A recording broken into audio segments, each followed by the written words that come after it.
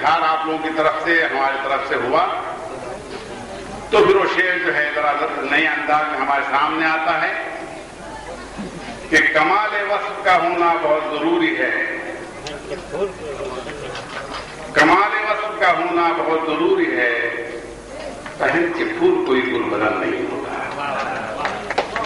لیکن آج جس نے پھول پہنے ہیں بلا شبہ وہ حقیقی معنوں میں گل بدل ہے۔ جس قسم کی شاعری ہمیں ان کی طرف سے بصورت حمد ہمارے سامنے آئی، اس کے بعد نعت کا نذرانہ پیش ہوا اور پھر ان کی بیٹی نے جس انداز سے ان کی غزل پیش کی، یقین جانیے کہ ہمارا کوکن جو ہے وہ بڑے اجالوں کی میراث رکھتا ہے۔ آپ بات علم کی کریں، بات اخلاق کی کریں یا بات ایسے جلسوں کی، یہ جلسے دراصل اجالوں کی میراث بٹ رہی ہے، یہاں اس میں ہم سب شریک ہیں۔ راجے واڑی میں اس جلسے کا انعقاد جو ہے انتہائی نیک پاک نیک شگون ہے۔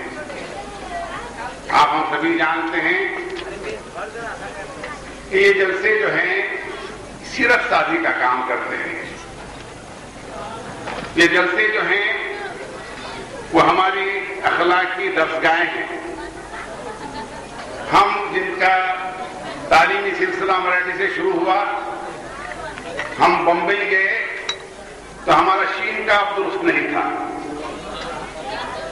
لیکن مشاعروں میں جا کر مشاعرے کی تہذیب، جلسوں میں جا کر بولنے والوں کا انداز، الفاظ کی ادائیگی، دراصل یہ تربیتی سلسلہ کوکن میں کم رہا۔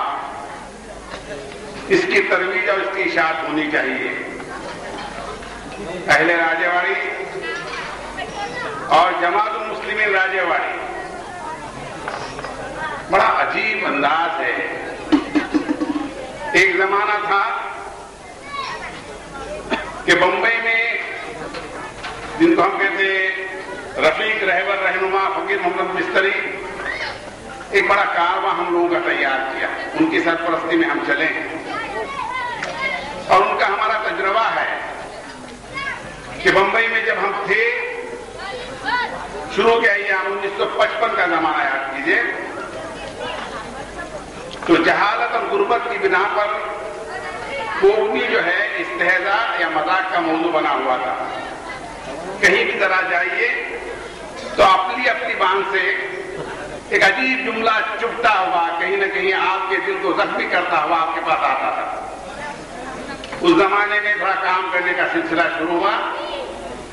کوئی لڑکا اگر پاس ہوتا تھا SSC اور ہم اور مستری صاحب اور ان کے ساتھ جو باقی لوگ تھے کسی سیٹ کے پاس 4 آنے کا چندہ مانگنے کے لیے جاتے تھے۔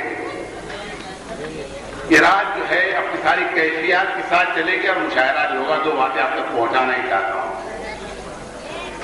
تو سیٹ جو ہے بات سننے کے بعد آخر میں ہم سے کہتا تھا کہ اچھا جس کے لیے تم جلسہ کر رہے ہو وہ کما کے ہم کو دینے والا ہے، جاؤ تمہارا شوق تم کو مبارک۔ یہ 40-45 سال کے پہلے کا عالم تھا۔ اب اگر اخبار میں کسی بچے کی کامیابی کی خبر چھپتی ہے، حالات کیسے بدلے تو پھر کئی فون ہمارے پاس آتے ہیں کہ شمسی دیکھو فلاں مسلم بچہ جو ایک کامیاب ہو گیا ہے، اگر اس کے لیے کوئی جلسہ کرنا چاہتے تو 5-10 ہزار روپے ہماری طرف سے بھی دے دو۔ کیفیات بدل گئی اور اس کیفیات کی انتہا جو ہے میں آج راجے واڑی میں دیکھ رہا ہوں۔